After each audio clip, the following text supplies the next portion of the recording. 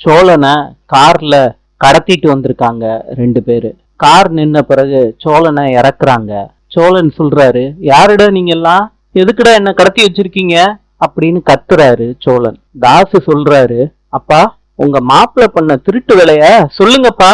மனோகர் சொல்றாரு, நிலா நம்ம ஏமாந்துட்டோம்மா, சோழன் தான் பணத்தையும் நகையும் திருடிட்டு ஓடிட்டாமா. நிலா சொல்றாங்க, அப்பா இல்லவே இல்ல, அவரு அப்படிப்பட்ட ஆளே கிடையாதுப்பா, காசு பணத்துக்கு ஆசைப்பட்டு திருடவே மாட்டாருப்பா சோழன்.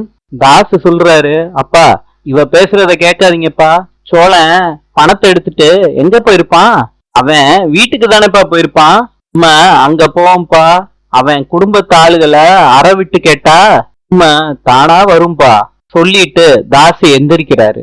நிலா சொல்றாங்க, அண்ணே அப்படிலாம் பண்ணிடாதண்ணே.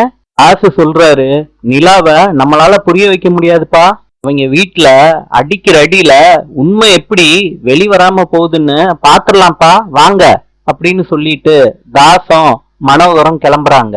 சோழனை கட்டி போட்டு வச்சிருக்காங்க சேர்ல. சோழன் ட்ரை பண்றாரு அந்த கட்டை அவுக்கிறதுக்கு. நாளை சந்திப்போம்.